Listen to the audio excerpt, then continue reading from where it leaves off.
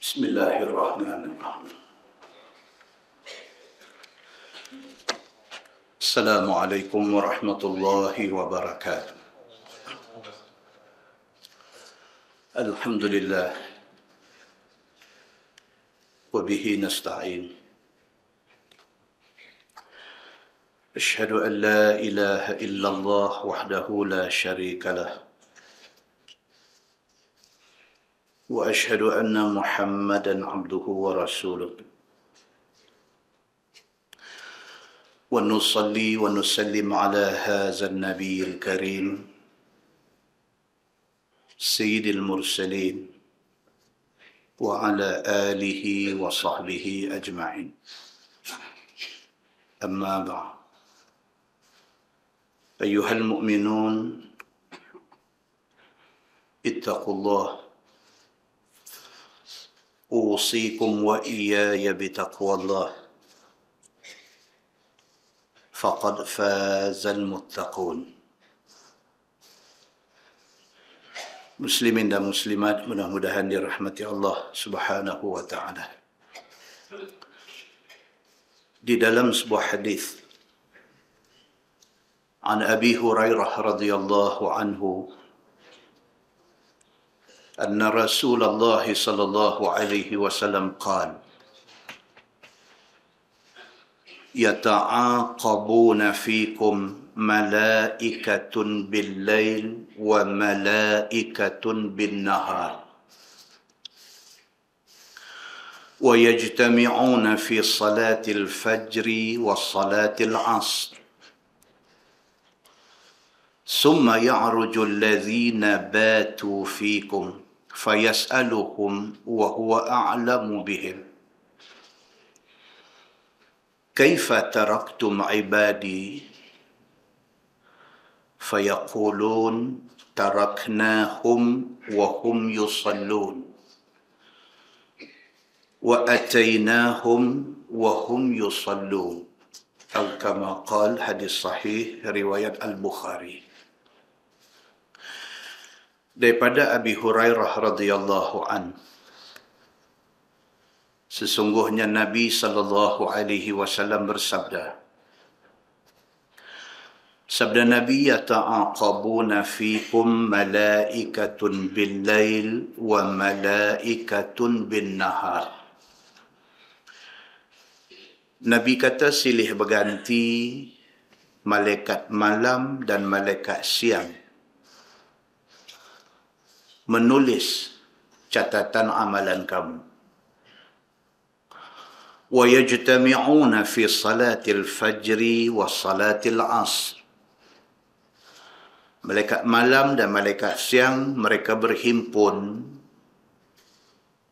tukar shift ketika sembahyang subuh dan sembahyang asar. Summa ya'ruju alladhina batu fikum fayas'aluhum wa huwa a'lamu bihim. Selesai shift mereka itu, mereka naik kepada Allah Subhanahu wa ta'ala dan Allah tanya mereka.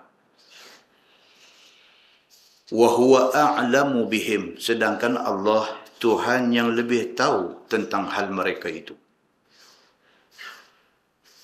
Muslimin dan muslimat yang dirahmati Allah sekalian. Hadis yang kita baca ni, Nabi SAW nak cerita dekat kita tentang tugas malaikat raqib dan atid. Kan dalam Quran Tuhan kata, illa ladaihi raqibun atid. Melainkan pada manusia itu ada malaikat raqib dan malaikat atid. Yang kerja dua malaikat ini ialah menulis. Apa benda kita buat, tak kira siang, tak kira malam, tak kira terang, tak kira tersembunyi, tak kira secara jelas ataupun rahsia, malaikat tulis.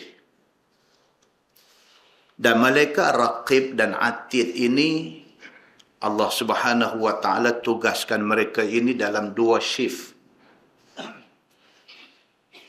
Dan pertukaran shift itu berlaku pada dua waktu sembahyang, iaitu sembahyang subuh dan sembahyang asar. Malaikat yang bertugas shift malam, bila mai waktu subuh, dia naik ke langit. Ganti dengan malaikat yang bertugas shift siang. Dia akan naik ke langit pada waktu asar. Hadis yang kita baca pada malam ini, Allah Subhanahu Wa Taala nak cerita benda ni. Sebab kita kadang-kadang salah faham. La bulan Rajab, nak mai bulan Syaban. Kita duk faham kata rekod amalan kita yang ditulis ni akan naik kepada Allah Subhanahu Wa Taala pada malam nisfu Syaban. Kita duk faham kata rekod itu akan naik setahun sekali. Maka kita perlu ingat bahawa di sana ada beberapa hadis yang menceritakan tentang naiknya rekod amalan kita ini. Di antaranya yang kita baca ni. Hadis ini menceritakan bahawa rekod amalan kita naik tiap-tiap hari, bahkan sehari 2 kali. Apabila mereka ini selesai shift mereka, mereka naik menghadap Allah. Fayas'aluhum wa huwa a'lamu bihim. Bila sampai saja malaikat di sisi Allah Subhanahu Wa Taala, maka Allah tanya mereka. Allah tanya malaikat raqib dan malaikat atid ini. Kaifa taraktum ibadi? Tuhan kata, bagaimana keadaan hamba aku semasa kamu tinggalkan mereka? Kalau malaikat yang bertugas malam, subuh dia naik. Bila dia naik, Tuhan tanya dia, waktu hang tinggal hamba aku, waktu hang tinggal Syamsuri tadi, dia ada buat apa? Fayaqulun, maka jawab malaikat ini, taraknahum wa hum yusallun. Malaikat kata, kami tinggal mereka, mereka sedang sembahyang. Malaikat yang bertugas shift malam, subuh dia naik. Subuh bila? Waktu kita selesai sembahyang subuh. Dia pun selesai tugas dia, shift malam. Dia naik menghadap Allah. Allah tanya dia, wa huwa a'lamu bihim. Sedangkan Allah tahu. Kalau tak tanya pun Allah tahu. Tapi ini formality. Tuan-tuan, Allah berlaku adil kepada kita semua. Allah Subhanahu Wa Taala tak perlu kepada malaikat pun. Allah tak perlu letak raqib dengan atid untuk tulis, untuk catat segala dosa, segala pahala kita. Tak perlu pun. Allah tidak berhajat kepada malaikat. Tetapi Allah letak malaikat itu sebagai nak tunjuk tanda Allah berlaku adil kepada hamba dia. Jangan duk ingat kata Allah Tuhan macam kita. Kita sentiasa berhajat kepada orang lain. Kita sentiasa berhajat kepada benda lain. Tapi Allah Subhanahu Wa Taala dia tak berhajat kepada siapa-siapa. Habis itu Allah letak malaikat raqib dan atid pasal apa? Pasal Allah nak tunjukkan keadilan dia. So, manusia ini tidak boleh nak menyangkal apa-apa dakwaan kepada dia di hari akhirat esok. Kerana malaikat mencatat dan catatan malaikat dipersembahkan semasa perbicaraan besar di mahsyar nanti. Maka itu sebab dalam hadis Nabi SAW sebut, Nabi kata fayas'aluhum, maka Allah tanya malaikat yang bertugas mencatat amalan ini, wa huwa a'lamu bihim. Sedangkan Allah tahu tentang benda ni. Kalau tak tanya pun tak apa. Kalau tak letak malaikat pun tak apa. Tapi Allah tanya, Allah letak malaikat. Kerana itu formality. Muslimin dan muslimat yang dirahmati Allah sekalian. Tuan tanya malaikat, kaifa taraktum ibadi? Bagaimana keadaan hamba aku semasa kamu tinggalkan mereka tadi? Fayaqulun, jawab malaikat, taraknahum wa hum yusallun. Malaikat kata, kami tinggal mereka, mereka tengah sembahyang. Bagi orang yang sembahyang subuh, repot dia macam tu. Malaikat kata dekat Allah, aku tinggal mereka tadi, mereka tengah sembahyang. Bagi orang yang sembahyang subuh, report dia macam tu. Bagi orang yang tak sembahyang, malaikat akan jawab, kami tinggal mereka, mereka sedang tidur.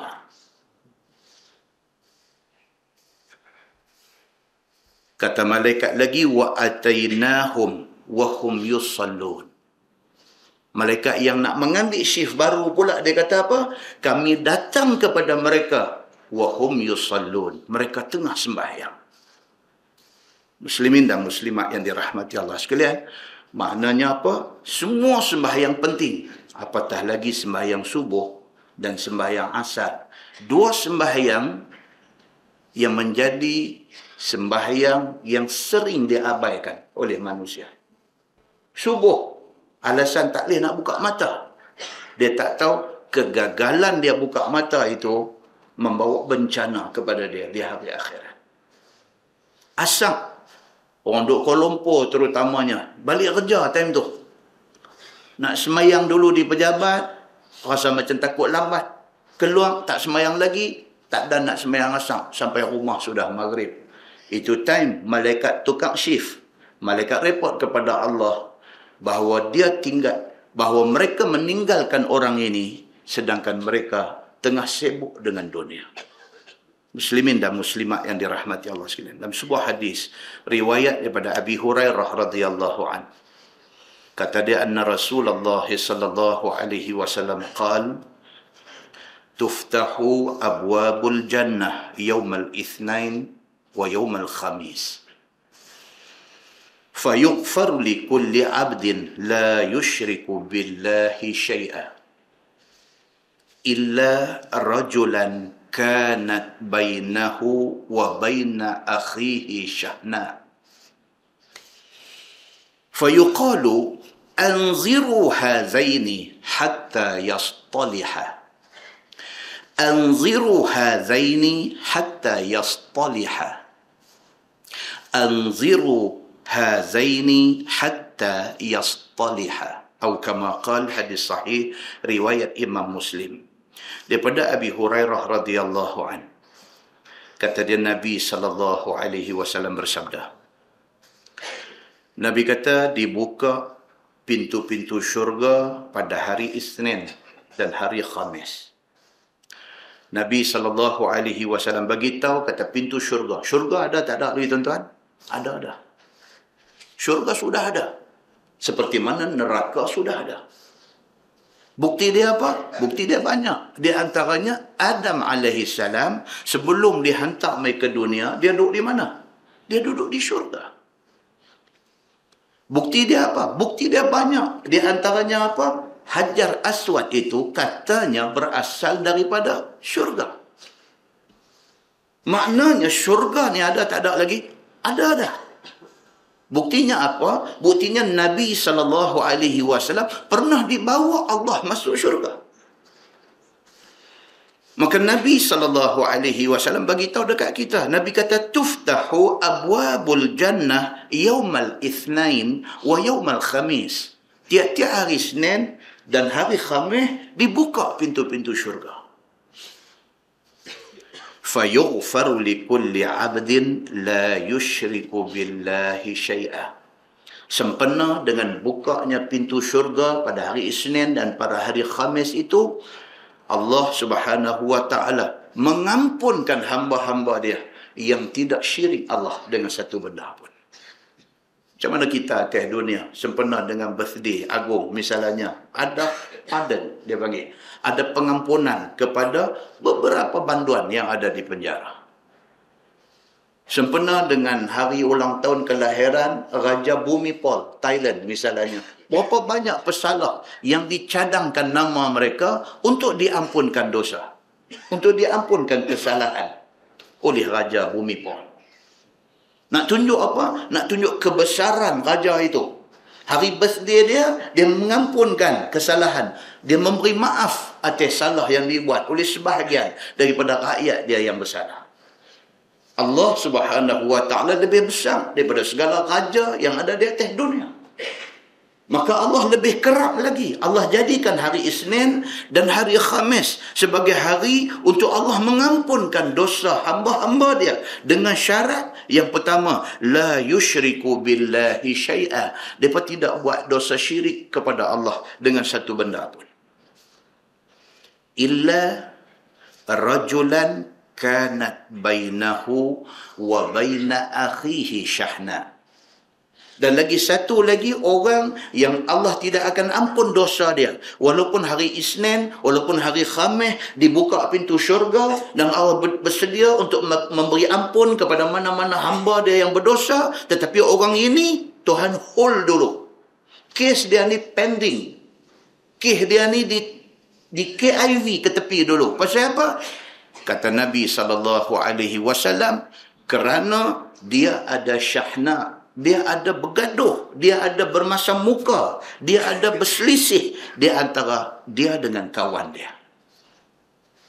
Islam cukup marah kepada orang yang ada masalah dari segi silaturahim. Orang yang putus silaturahim, orang yang bergaduh, berkelahi, bermasam muka. Islam tak suka. Islam mau orang Islam ni bersatu, hati bersih di antara seorang dengan seorang. Bila Allah buka pintu syurga hari Senin dengan hari Khamis, orang-orang yang tidak syirik dengan Allah, dia sudah lulus satu syarat. Syarat yang kedua apa dia? Allah tak akan ampunkan dosa orang yang antara dia dengan adik-beradik dia, antara dia dengan kawan-kawan dia, antara dia dengan jiran sebelah rumah dia, antara dia dengan orang sama ofis dengan dia. Dia ada syahna, dia ada bergaduh, bermasam muka. Allah tangguh pengampunan kepada orang ini. Fayuqal, maka dikatakan Allah kepada malaikat, anziru hazaini hatta yastalih. Tuhan kata dekat malaikat, untuk dua orang yang bergaduh ini, KIV dulu mereka ni, sehinggalah yastaliha, sampai mereka ni berdamai. Selagi mana mereka duduk masam muka, kesnya di KIV. Tuhan tidak bagi pengampunan dosa kepada orang yang macam ni. Dan disebut benda itu 3 kali. Kata Nabi SAW. Tuhan kata, anziru hazaini. Dua orang ni, tunggu dulu. Hatta yastaliha. Aku nak ampun tak ampun, bergantung kepada mereka berdamai ke tak. Muslimin dan muslimat yang dirahmati Allah sekalian. Hadis itu hadis sahih, riwayat Imam Muslim. Daripada hadis ni dapat kita faham apa dia tuan-tuan.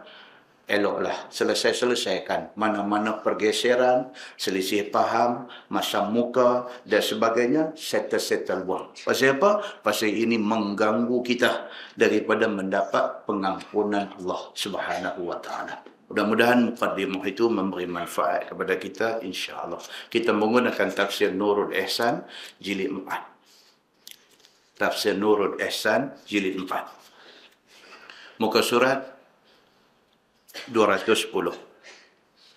Muka surat 210, surah Nun, Makkiyah. Terkandung di dalamnya 52 ayat. A'udzubillahi minasyaitanir rajim. Bismillahirrahmanirrahim. Nun. Kata dia, Allahu a'lam dengan kehendaknya. Dia ada banyak huruf ringkas dalam Quran, alif lam mim, alif lam ra, nun, qaf dan sebagainya. Banyak huruf ringkas yang paling cantik kita pulang kepada Allah maknanya. Apakah maksud di sebalik huruf-huruf potong ini?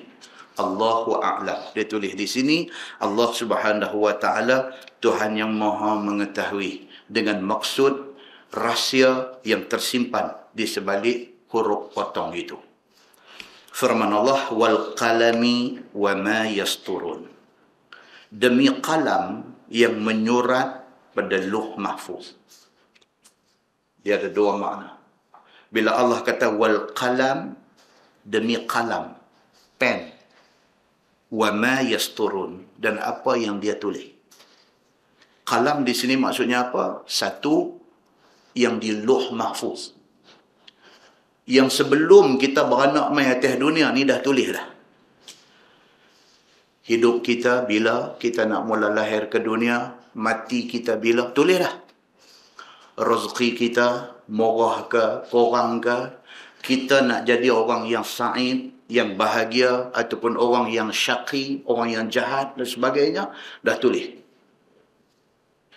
Itu satu maksud wal qalam. Demi qalam ataupun demi pen, wa ma yasturun, dan barang yang mencatat mereka itu oleh malaikat hafazah yang kerjanya surat amalan anak Adam. Dan yang kedua ialah kalam yang kita baca mukadimah tadi, yang malaikat duk tulis raqib dan atid. Itu juga satu kalam yang tulisan itu dipersembahkan kepada Allah Subhanahu wa taala. Sama ada yang ditulis itu berupa kebajikan atau kejahatan siang ataupun malam, semua dicatat.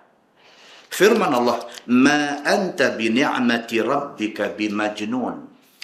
Maksudnya, tiadalah engkau wahai Muhammad dengan sebab nikmat yang Tuhan engkau beri kepada engkau itu, engkau dianggap gila. Yakni ternafi gila dengan nikmat Tuhan kepada engkau, iaitu dengan jadi nabi dan menjadi penghulu kepada anak Adam. Tuan-tuan, orang tuduh nabi gila. Pasal apa orang tuduh Nabi gila? Pasal Nabi bercakap benda yang orang tak faham. Nabi duk baca Quran. Di depan orang-orang kafir jahiliah, di depan orang musyrikin Makkah, di depan orang Quraisy yang merupakan adik-beradik Nabi, tiba-tiba Nabi SAW pergi baca ayat Quran. Maka orang-orang yang dengar Nabi duk bercakap macam tu, dia kata apa? Dia kata Muhammad gila. Dia bercakap apa benda pun tak tahu. Muhammad ni hari-hari ada saja benda dia nak bercakap. Kerana wahyu yang turun kepada Nabi itu, sebahagian orang menggunakan itu sebagai alasan untuk kata Nabi gila. Maka Allah Subhanahu wa taala sebut dalam ayat ni, ma anta bi ni'mati rabbika bimajnun. Tuhan kata apa? Tidaklah engkau wahai Muhammad dengan sebab nikmat yang Tuhan bagi kepada engkau itu, engkau nak dikatakan gila. Tuhan nafi benda tu. Muhammad, orang kata engkau gila, tapi pada sisi aku engkau tak gila. Pasal apa? Pasal engkau membacakan wahyu yang aku bagi. Bukan sahaja engkau tak gila, bahkan engkau orang pilihan, engkau istimewa. Nampak tuan-tuan? Satu benda yang dilihat daripada dua angle yang berbeza. Orang kafir musyrikin yang memang tak mau terima Nabi, mereka kata gila. Tapi orang Islam yang beriman, bukan kata mereka kata Nabi ni tak gila. Bahkan Nabi istimewa. Kerana Nabi dipilih menjadi Nabi. Dan dipilih untuk menerima wahyu daripada Allah Subhanahu wa ta'ala. Begitu. Yakni ternafi gila kepada Nabi SAW dengan sebab nikmat yang Tuhan bagi kepada dia, iaitu menjadi Nabi, menjadi penghulu anak Adam, dan Allah kurnia kepada Nabi SAW Al-Quran sebagai mukjizat kepadanya. Itu dia. Menerima wahyu Allah itu kemuliaan, bukan gila. Nabi membacakan wahyu yang dia terima itu bukan gila. Itu satu penghormatan yang Allah Subhanahu wa taala bagi kepada dia. Firman Allah, wa inna laka la ajran ghaira mamnun, dan bahawa bagi engkau wahai Muhammad pahala yang tidak putus-putus. Ghair mamnun, pahala yang Allah kurniakan kepada Nabi ini ghair mamnun, tak terputus sampai kiamat. Pasal apa? Pasal kita semayang. Nabi dapat pahala tak?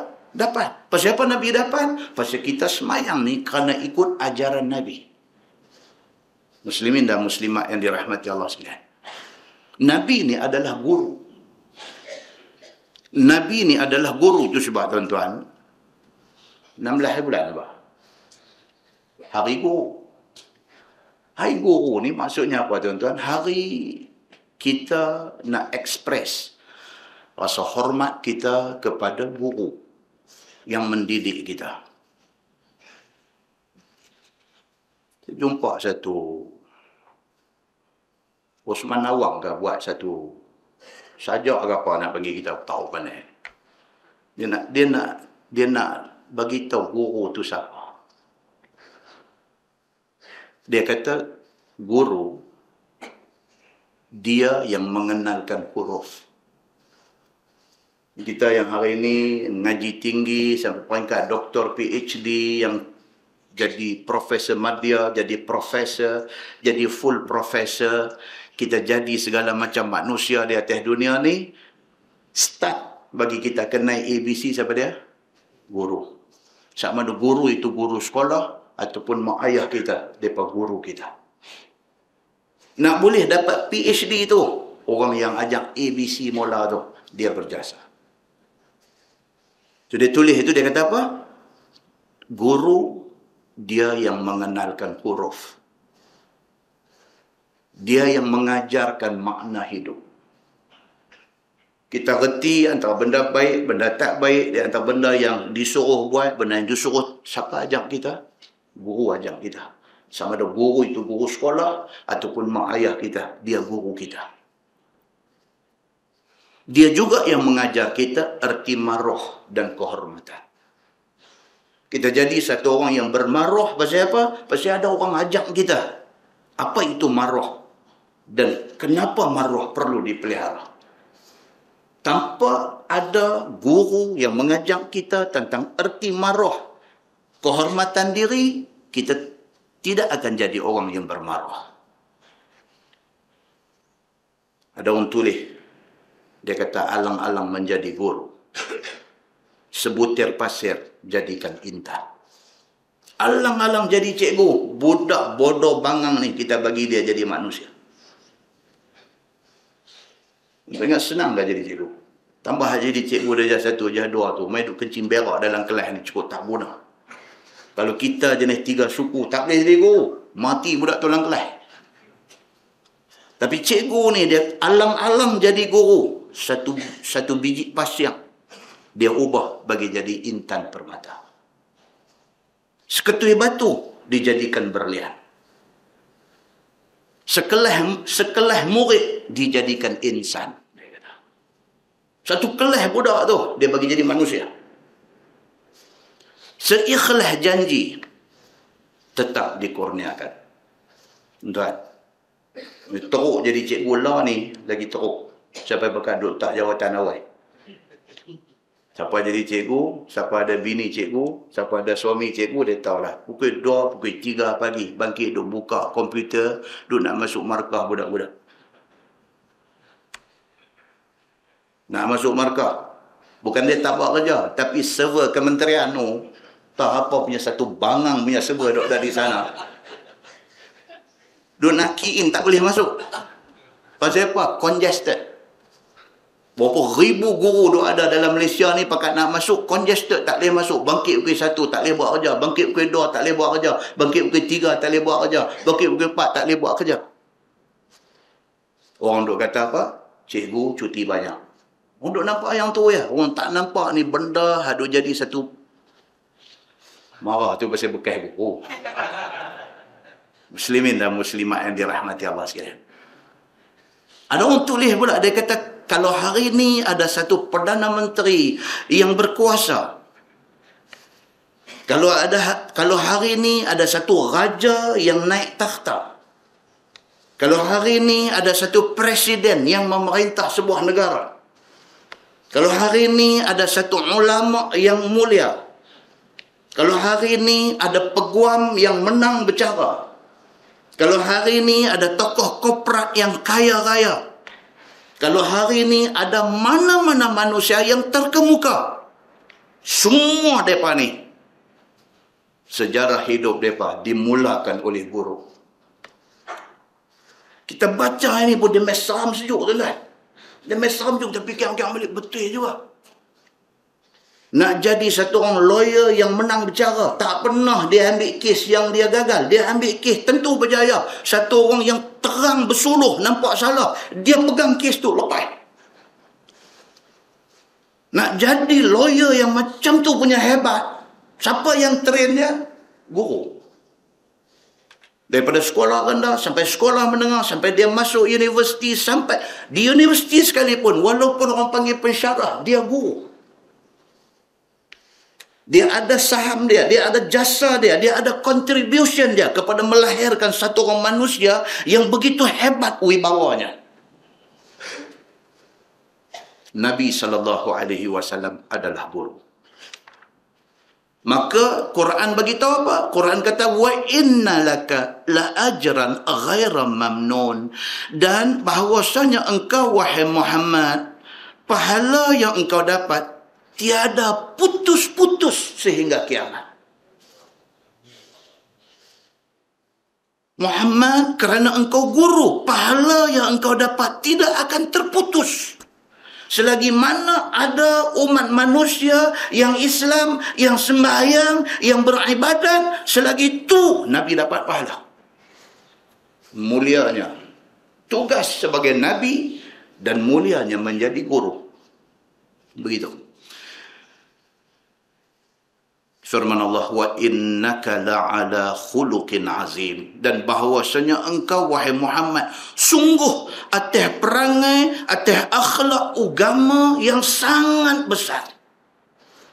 Tuhan cipta Nabi Muhammad, Tuhan lantik Nabi Muhammad jadi Nabi, Tuhan turunkan Quran kepada Nabi, Tuhan mengakui dan mengiktiraf bahawa Nabi Muhammad SAW itu mempunyai akhlak yang terpuji.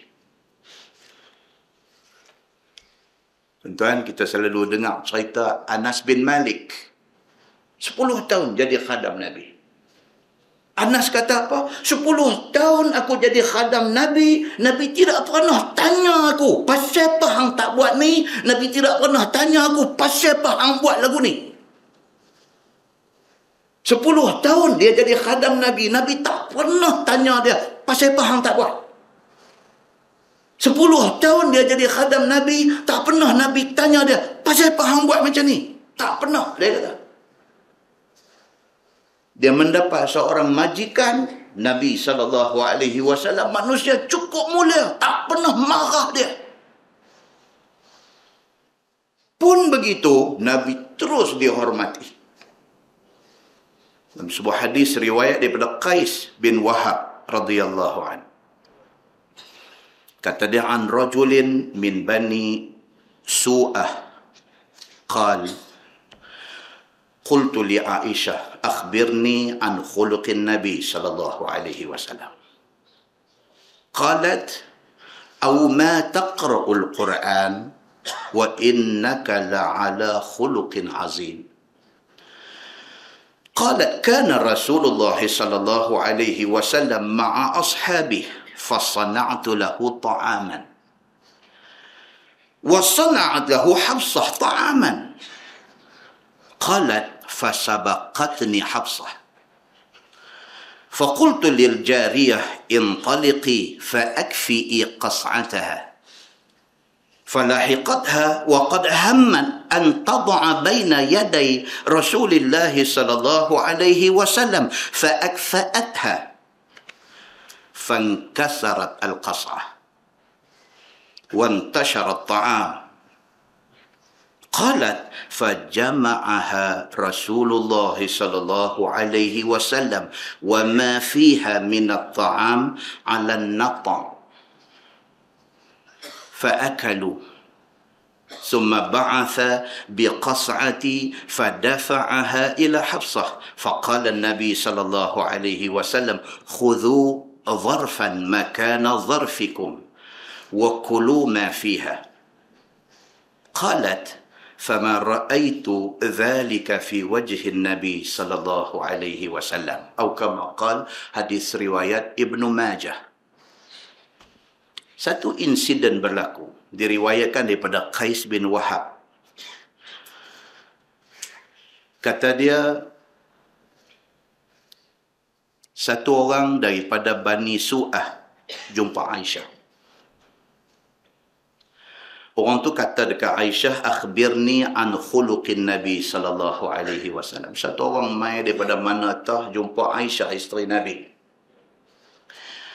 Dia tanya Aisyah, dia kata, wahai Aisyah, boleh tak cerita dekat aku akhlak ataupun perangai Nabi macam mana? Macam tuan-tuan duk main mengaji dekat ustaz-ustaz di masjid dia apa, tuan-tuan duk tengok kadang. Ustaz Samsuri ni, dia ni betul-betul ke mana Peringat kan? Dia ni betul-betul dia berlakon kat depan kita pun mengarut dia. Ada ingat? Kan? Main satu ustaz duk mengajar. Ustaz ni buat dengan suara sebab lagu nak teriak lagu cerita. Tuan-tuan tidur ingat dia ni betul ke dia sedih ke dia dah jam tadi. Dia ingat lagu tu pula. Ni pandai berlakon balin sejadah dia. Ada kaki macam ni. Orang nakal ni banyak tuan-tuan. Orang nakal ni kan. Dia tak pasal orang cerita dengan buat sedih dengan buat sebab dengan buat. Tak lagi boleh sembang elok buat pula. DJ jadi dengar tu. Jadi tuan-tuan teringat apa tu? Teringat dia ni betul-betul di rumah dia macam mana mau nak kena duk check tengok dia ni macam mana. Satu hari tuan-tuan jumpa anak dia di mana ke apa ni? Anak ustaz ni kan. Pak di rumah macam mana? Pasal apa? Pasal nak tahu. Kita pun duk tengok dia ni betul-betul dia ustaz kan? Dia ni best actor main duk berlakon depan kita. Kadang-kadang otak dia duk main macam tu. Tidak ketinggalan benda ni berlaku kepada Nabi SAW. Satu orang, dia kata, an rajul min Bani Su'ah. Satu orang laki-laki daripada Bani Su'ah. Dia pergi jumpa Aisyah. Dia straight away, dia tanya Aisyah. Dia kata, akhbirni an khuluqin Nabi SAW. Dia Aisyah, tolong saya. Aku nak tahu betul-betul Nabi ni, akhlak dia, perangai dia betul-betul macam mana. Adakah macam yang kami duk tengok dia waktu dia bercakap di masjid, ataupun yang tu lakonan dia semata-mata tapi dia betul gulai. Orang Arab dia kata tasannu' daripada perkataan sana'a. Ya, sana'a maksudnya buat. Masna' maksudnya kelang, tempat buat benda dia panggil masna'. Tasannu' maksudnya buat-buat. Buat-buat sedih, buat-buat sebab, buat-buat apa, merepek saja-saja dia buat-buat. Jadi dia ni mai tanya Aisyah, dia kata betul-betul Nabi SAW ni macam mana? Dia macam yang kami duk tengok tu ke? Dia ada dua karakter. Karakter waktu depan orang lagu lain, sebenar dia lagu lain. Nampak? Qalat, Aisyah kata, "Aw ma taqra'ul Quran?" Nabi kata hang tak baca Quran ke? Aisyah kata dekat kawan ni, hang tak baca Quran ke? Wa innaka la'ala khuluqin azim. Quran bagi tahu bahawa sesungguhnya engkau Muhammad mempunyai akhlak yang sangat terpuji. Kalau Quran kata Nabi Muhammad SAW akhlaknya sangat besar, sangat terpuji, maka itulah akhlak Nabi. Tak usah duk tanya banyak-banyak. Qalat, kata Aisyah, kana Rasulullah sallallahu alaihi wasallam ma'a ashabi fa sana'tu lahu ta'aman wa sana'at lahu Hafsah. Aisyah kata, aku ceritakan satu benda, satu kejadian. Ni nak cerita pasal Nabi ni. Aisyah kata satu hari Nabi sallallahu alaihi wasallam didatangi oleh tetamu. Maka Nabi duduk dengan tetamu dia. Fa sana'tu lahu ta'aman. Kata Aisyah, apabila Nabi ada tetamu mai, aku pun masuk dapur, duk buat makanan. Nak jamu Nabi dan tetamu yang mai jumpa Nabi. Aku masuk dapur nak buat makan. Wa sana'at lahu Hafsah ta'aman. Tengok Hafsah, isteri Nabi yang lagi satu, anak Sayyidina Umar bin Al-Khattab radhiyallahu an, pun sama juga. Dia tengok ada orang jumpa Nabi, Hafsah pun masuk dapur nak buat makan juga. Dua-dua orang berebut nak buat makan. Aisyah pun buat, Hafsah pun buat. Ni Aisyah cerita. Qalat, kata Aisyah, fasabaqatni Hafsah. Tapi dia kata Hafsah ni, dia potong aku. Aku buat tak siap lagi, dia siap dulu. Dia macam satu master chef punya apa. Ni tengok dalam TV ada rancangan master chef ni, kan? Masak siapa, masak cepat, ada time, ada apa. Tengok dia punya decoration, buat burger apa, buah telur satu layer ke dua layer. Lebih kurang Aisyah dengan Hafsah ni. Bila ada tetamu mai, Aisyah pun kalut dia buat masak, Hafsah pun buat masak. Tapi Aisyah kata apa? Fasabaqatni Hafsah. Tiba-tiba Hafsah potong aku. Dia siap dulu. Dia pergi jamu dulu. Aku tak siap lagi. Yang ni orang kahwin 2-3, dia nanti boleh cerita benda ni. Saya ni cerita teori saja. Saya dengar kawan menikah 2-3 kan dapat pirang, sembang pun nikah seorang, dia kata. Kan? Orang nikah 2, nikah 3 ni mungkin macam ni. Nombor 2, nombor 1, nombor 3 duk berebut nak ambil hati. Nak tunjuk siapa lagi champion. Okey. Tuan-tuan, Nabi Muhammad ni manusia, tuan-tuan. Jadi hadis bila kita baca ni, hadis ni sangat realistik. Pasal Nabi manusia, Nabi bukan malaikat. Jadi sebab bila kita baca hadis, kita tidak rasa antara kita dengan Nabi itu berlain. Tak. Nabi manusia. Kalau Nabi menikah 2, Nabi menikah 3, Nabi menikah 4, krisis ada di dalam rumah tangga itu. Cuma tak tahu macam kita. Ada. Pasal apa? Pasal isteri-isteri Nabi itu adalah manusia. Dan mereka tidak maksum. Yang maksum itu Nabi. Isteri Nabi tidak maksum. Jadi ada perasaan dalam diri Aisyah ni, ada perasaan nak ting semua orang. Aku nak buat dulu, aku nak buat cepat, aku nak buat special. Tengok Hafsah sudah potong dia dekat corner. Sudah let satu potong.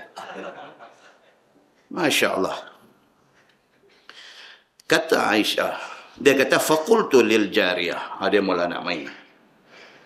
Aisyah kata kepada jariyah dia, kepada hamba perempuan dia, dia kata intaliqi fa akfi'i qas'ataha. Dia panggil khadam perempuan dia, jariyah dia, dia kata ni, hampi buat satu benda. Hampi tu dekat Hafsah nak hidang dekat Nabi tu, hampi hamba buat lenggang dia bagi tumpah bang makanan dia. Nakai. Dia kata intaliqi, dia kata dekat jariah dia, hampi fa akfi'i qas'ataha, saja pergi buat langgar pinggan, qas'ah pinggan. Pergi langgar pinggan dia bagi jatuh. Falahiqadha wa qad hammat an tad'a baina yaday Rasulillah sallallahu alaihi wasallam fa akfa'atha. Fankasarat al-qas'ah. Jariah ni pun ai bos. Dia pun pergi sampai di sana, bila Hafsah lagu nak hidang, dia buat langgar, jatuh pinggan tu. Dan kata dalam hadis ni, fankasarat al-qas'ah, pinggan tu jatuh, pecah berdarah. Langgar kasar. Hafsah tu nak hidang, jariah kepada Aisyah, atas arahan daripada bos dia, dia pun pergi buat kalau dia rempuh, jatuh pinggan tu, pecah pinggan yang ada makanan yang Hafsah buat ni. Wantashara at-ta'am, makanan bertabuk dia tu. Jadi macam tu. Qalat, kata Aisyah, fajama'aha Rasulullah sallallahu alaihi wasallam wa ma fiha min at-ta'am 'ala an-nata' fa akalu. Nabi sallallahu alaihi wasallam marah tidak, apa tidak. Nabi tunduk, Nabi kutip pinggan-pinggan hak pecah ni, Nabi kutip makanan-makanan yang bertabuk ni, buah dalam tapak tangan, Nabi makan dan Nabi bagi kepada tetamu makan. Oh, kalau kita tuan-tuan, tengok tu dia ketak mulut dengan ketak tangan semua cukup, dia main satu gila babi dia nanti main, habis. Kalau kita, kan? Nabi tak ada, tuan-tuan. Jadi macam tu, tak ada apa. Dia kutip pinggan pecah, dia kutip makanan-makanan apa semua, dia kutip ni, dia ambil, dia suruh dekat tetamu makan dan dia pun makan. Fa'akalu, maka mereka pakat makan. Summa ba'atha biqas'ati fadafa'aha ila Hafsah. Kemudian pinggan hak Aisyah buat punya sampai, Nabi ambil pinggan tu, Nabi bagi dekat Hafsah. Nabi kata apa kat dia? Ambil dengan makanan, dengan pinggan ni. Ambil pikat hang, ganti hak pecah tadi, makanan ni pun hampir pederai. Nabi buat macam tu. Tak apa lagi. Faqala Nabi sallallahu alaihi wasallam, khuzu zarfan makana zarfikum. Nabi kata ambil ni makanan dan pinggan ini sebagai ganti kepada makanan dan pinggan kamu yang pecah tadi. Nabi bagi dekat Hafsah. Nabi kata pergi. Wa kulu ma fiha, makanlah apa yang ada dalam pinggan tu. Nabi kata dekat Hafsah. Qalat, kata Aisyah, fama ra'aitu dhalika fi wajhi Nabi sallallahu alaihi wasallam. Aisyah kata, Masya Allah, aku tak nampak pada riak muka Nabi ni kemarahan sikit pun. Nabi sallallahu alaihi wasallam ni kok kata benda tu pergi jadi depan tetamu pula. Kok Nabi ni nak jadi. Aisyah kata apa? Aku tak nampak sikit pun pada riak muka Nabi ni nak marah atas kejadian yang berlaku tu. Muslimin dan muslimat yang dirahmati Allah sekalian, demikian yang kata Nabi sallallahu alaihi wasallam. Tidak heran ayat yang kita baca tadi, Tuhan kata, wa inna laka la ajran ghaira mamnun wa innaka la'ala khuluqin azim. Nabi ini layak mendapat pahala yang tidak putus-putus, bahkan akhlak Nabi ini sangat agung dan sangat istimewa. Dalam sebuah hadis riwayat daripada Abdullah bin Amru bin Al-As radhiyallahu anhu, anna Nabi sallallahu alaihi wasallam tala qaul Allah azza wa jalla fi Ibrahim, Rabbi innakunna adlalna kathiran minan nas faman tabi'ani fa innahu minni. Wa qala Isa alaihi salam in tu'adzibuhum fa innahum ibaduk wa in taghfir lahum fa innaka antal azizul hakim. Farafa'a yadayhi wa qala Allahumma ummati ummati wa baka. وقال الله عز وجل يا جبريل اذهب إلى محمد وربك أعلم فسله ما يبكيك. فأتاه جبريل عليه السلام فسأله فأخبره رسول الله صلى الله عليه وسلم بما قال وهو أعلم.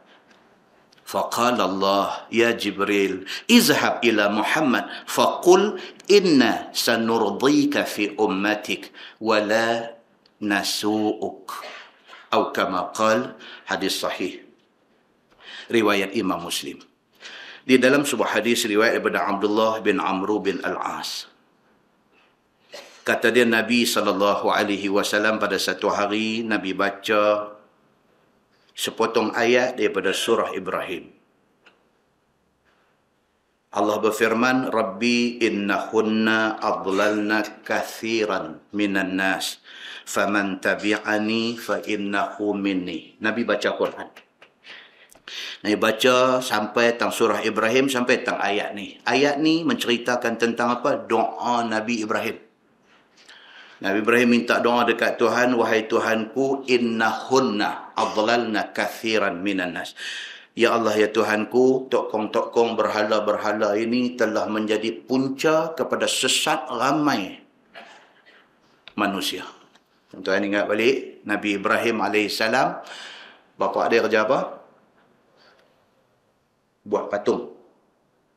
Allah uji Nabi ni. Allah uji Nabi. Nabi Ibrahim dapat bapa. Bapa ni apa? Kerja buat patung dan jual patung yang orang duk sembah. Yang anak Nabi, bapa macam tu. Punya hati ni tak tahu nak abang. Gundah gulana. Pasal apa? Bapa dia yang duk buat patung yang orang duk sembah ni. Sedangkan dia mengajak manusia supaya tinggal sembahan tokong sembah Allah. Tapi yang orang duk sembah tu, duk sembah patung yang pak dia buat. Bila dengan pak, bila dengan mak, bila dengan anak ni tuan-tuan jam. Tak tahu nak apa. Manusia ni bila Allah test dia dengan mak, bila test dia dengan ayah, bila test dia dengan anak, memang jam. Pasal apa? Pasal ini manusia yang rapat duk ada keliling kita.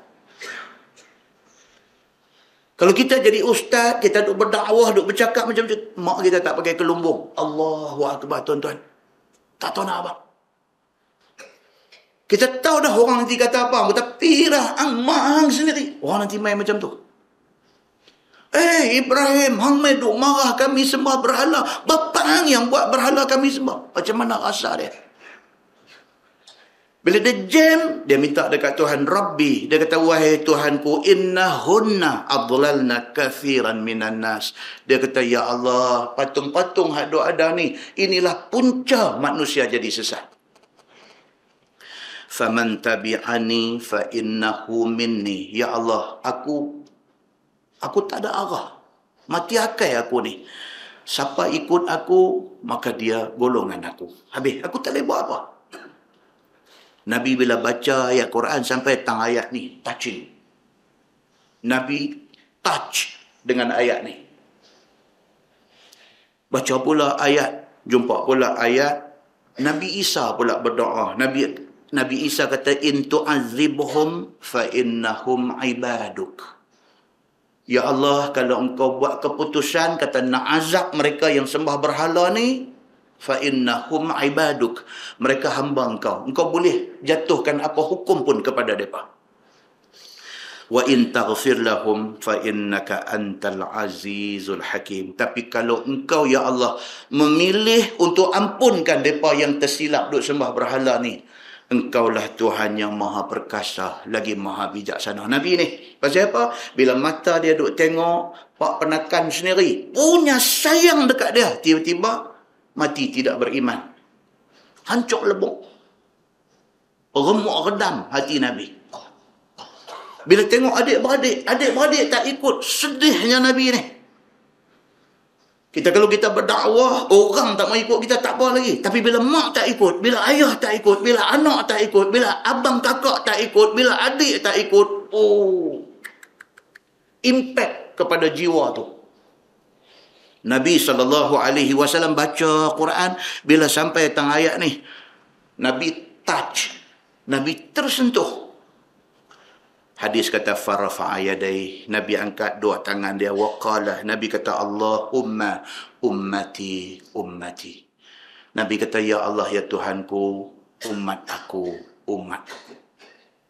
Contohnya yang keliru ada dua, satu riwayat palsu yang cerita kata Nabi nak wafat, Nabi sebut ummati itu riwayat palsu, itu riwayat yang dipengaruhi oleh unsur Syiah. Hadis jelas cerita kata Nabi mati di mana? Di rumah Aisyah. Nabi mati keadaan dia macam mana? Nabi mati dalam keadaan dia rebah meloreh di dada Aisyah. Nabi mati macam mana? Dalam keadaan Aisyah ambil siwak, ambil kayu sugi. Aisyah pepak kayu sugi buah dalam mulut Nabi.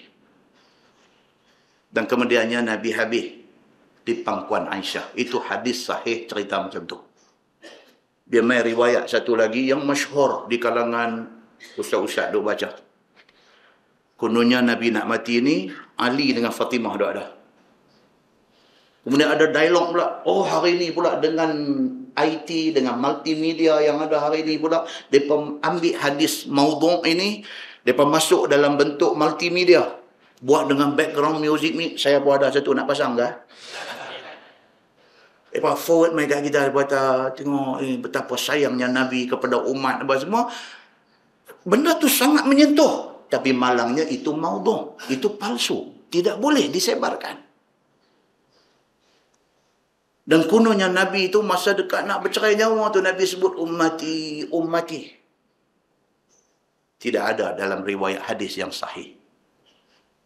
Hak kita baca ni bukan cerita Nabi nak wafat. Yang kita baca ni Nabi SAW baca Quran, mai tang ayat cerita tentang Ibrahim dan tentang Isa, Nabi teringat kepada kaum dia yang tak mau beriman. Nabi angkat tangan, Nabi kata Allahumma ummati. Ya Allah ya Tuhanku, umat aku. Wa baka, dan Nabi menangis mengenangkan umat dia. Dan kalau hari ini Nabi hidup, Nabi tengok dengan keadaan umat Islam, umat Muhammad yang ada hari ini, tak tahu apa nak jadi. Lagi teruknya ada hari ini. Faqala Allahu Azza wa Jal, dalam hadis tu kata Allah Subhanahu wa Ta'ala, bila tengok Nabi Muhammad, kekasih dia, kesayangan dia, buah hati dia, angkat tangan minta dekat dia sambil menangis, Allah Subhanahu wa Ta'ala kata dekat Jibril, ya Jibril, izhab ila Muhammad wa rabbuka a'lam. Jibril, hang pergi dekat Muhammad lah ni. Sedangkan Tuhan tahu apa hal yang berlaku kepada Muhammad ini. Fasalhu ma yubkik. Pitanya dia, Muhammad, kamu menangis pasal apa? Nabi SAW ni kekasih Allah. Oh, banyak tuan-tuan. Kalau nak tengok dalam riwayat lain, banyak tuan-tuan ni cerita tentang hadis di mahsyar. Umat manusia ni pakat duk cari siapa boleh bagi syafaat ni. Tak boleh tahan dengan keadaan mahsyar yang amat dahsyat ni. Tak boleh tahan. Sembang sama-sama hak duk ada di mahsyar ni. Mereka kata, jom kita pergi cari Adam AS. Kerana dia Abun Nas. Kerana dia pak kepada segala manusia. Dia mesti boleh tolong kita. Bila jumpa Adam, Adam kata, sorry, saya tak boleh tolong. Saya pun ada kes nak kena bercara depan Tuhan. Dia berkata, dah Adam tak boleh. Adam kata, cuba pergi jumpa Nuh. Kot Nuh boleh tolong. Maka pergi dekat Nuh. Nuh kata, sorry, saya tak boleh tolong. Pasal saya pun ada masalah nak kena bercara depan Tuhan. Akhirnya sampai kepada Nabi Muhammad sallallahu alaihi wasallam. Bila mai dekat Nabi Muhammad, minta tolong kepada Nabi Muhammad, Nabi sujud. Dalam hadis riwayat Muslim, Nabi sujud. Bila Nabi sujud aja, Allah kata, irfa' ra'sak, wahai Muhammad, angkat kepala engkau. Allah tak boleh dengan Nabi Muhammad ni. Nabi Muhammad ni makhluk yang dia cipta, tetapi kesayangan dia. Bila Muhammad minta ni, Allah tak boleh kalau tak bagi. Allah kata dekat Nabi Muhammad, irfa' ra'sak, angkat kepala engkau ya Muhammad. Apa hal? Nak apa? Minta. Tuhan kata. Yang hadis yang kita baca ni lagi sekali. Bila Nabi Muhammad angkat tangan menangis, minta kepada Allah, ummati, tolonglah umat aku, tolonglah umat aku. Allah kata dekat Jibril, ya Jibril, izhab ila Muhammad wa rabbuka a'lam. Pergi dekat Muhammad, sedangkan Tuhan tahu apa semua. Tapi pergi dekat Muhammad, fasalhu ma yubkik. Tanya dia, pasal apa kamu menangis? Fa'atahu Jibril alaihi salam. Jibril pun mai kepada Nabi, fasa'alahu. Dia tanya Nabi sallallahu alaihi wasallam, fa akhbarahu Rasulullah sallallahu alaihi wasallam bima qala wa huwa a'lam. Nabi Muhammad bagi tahu dekat Jibril, saya bimbang umat saya begini. Jibril balik bagi tahu kepada Allah Subhanahu wa taala. Faqala Allah berfirman, ya Jibril. Tuhan kata, wahai Jibril, izhab ila Muhammad. Pergi jumpa Muhammad lagi sekali. Faqul, kata dekat dia, inna sanurdika fi ummatik. Wahai Jibril, pergi habaq dekat Muhammad, bahawa kami, maksudnya Allah Subhanahu wa taala, akan buatkan kamu senang dengan umat kamu. Pergi habaq dekat Muhammad. Terus ada risau. Umat engkau, wahai Muhammad, kami akan jaga istimewa daripada umat lain. Wala nasu'uk, dan kami tak akan biarkan kamu sedih kerana mereka. Itu sebab tuan-tuan, umat Muhammad sallallahu alaihi wasallam, kita ni umat akhir zaman, tapi paling awal masuk syurga. Pasal apa? Pasal Nabi Muhammad sallallahu alaihi wasallam, bukan pasal kita. Jangan duk perasan kata kita ni tara mana. Tak.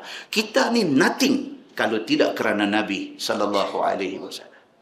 Kerana Nabi tu, kerana nak bagi muka kepada Nabi, kita umat akhir zaman, patut-patut kita masuk syurga last. Pasal kita umat last. Tetapi Allah bagi kita masuk dulu. Selagi mana umat Muhammad tidak masuk, umat lain tidak akan masuk syurga. Allah buat macam ni pasal apa? Pasal janji Allah kepada Nabi SAW, wahai Muhammad, umat engkau kami akan bagi istimewa. Kami tidak akan susahkan hati kau kerana mereka.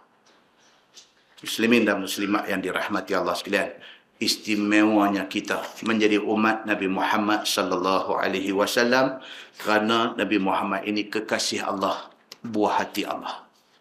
Cuba kita tengok ayat tadi, dia kata wa innaka la'ala khuluqin azim, dan bahawasanya engkau Muhammad sungguh di atas akhlak perangai yang sangat besar. Fasatubsiru wa yubsirun. Tuhan kata, maka lagi engkau wahai Muhammad akan lihat, dan mereka itu juga akan lihat pada hari kiamat nanti, ketika berpecah-pecah orang kafir daripada orang mukmin. Tuhan kata hari akhirat esok, tengok apa nak jadi bila pada hari manusia berpecah-pecah. Pecah-pecah ni maksud apa tuan-tuan? Dalam hadis dia main panjang cerita tentang umat Nabi Muhammad sallallahu alaihi wasallam ini. Kan kalau kita tengok balik dalam hadis riwayat daripada Abi Sa'id Al-Khudri radhiyallahu anhu. Hadis Muslim. Cerita tentang sahabat tanya Nabi. Sahabat kata, ya Rasulullah, macam mana kami di hari akhirat esok? Adakah kami nak melihat Tuhan keadaannya bersesak-sesak? Kan? Nikmat yang paling, apa nak kata, maksimum Tuhan bagi kepada ahli syurga ialah nikmat apa? Melihat Allah. Ru'yatullah. Melihat Allah.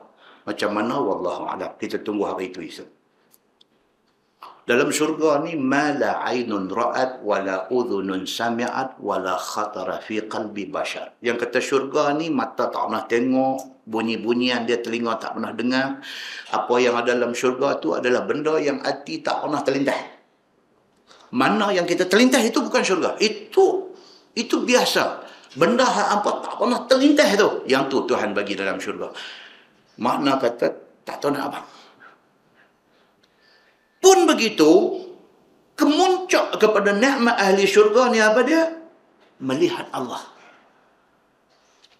Bila Allah mentajalikan wajahnya kepada penghuni syurga, itulah maksimum nikmat orang ahli syurga dapat. Bila Nabi bagi tahu macam tu, ada sahabat tanya Nabi. Sahabat kata, "Ya Rasulullah, keadaan kita masa nak tengok Tuhan esok ni macam mana? Adakah terpaksa bertolak-tolak? Bersesak-sesak, berimpit-rimpit, nak boleh tengok Tuhan?" Kan? Nak tengok Obama punya betul. Nak tengok barang Hussein Obama. Hussein tu ada satu boleh dengar. Nak tengok dia pun bertolak-tolak kena pamat dengan polis gitu. Baru Presiden Amerika. Allah Subhanahu wa taala bukan bandingan dengan apa yang ada atas dunia. Jadi sahabat Nabi teringat, adakah esok di hari akhirat yang kata kemuncak nikmat orang dalam syurga ni melihat Allah, adakah nak tengok Allah tu nak kena bertolak-tolak berimpit? Dalam hadis tu Nabi SAW tanya balik dekat sahabat. Nabi kata waktu siang matahari terang. Adakah hampa terpaksa bertolak-tolak berimpit untuk nak tengok matahari yang terang di waktu siang? Oh, sahabat kata, tak, matahari tak nak impit apa, duk tahun nak boleh tengok. Nabi kata, malam bulan penuh, malam bulan purnama, adakah susah kepada hampa nak tengok bulan yang mengambang, bulan purnama tu? Oh, sahabat kata, tak susah, duk tiap beranda rumah pun boleh tengok. Tak gaduh betul tak? Nabi kata apa?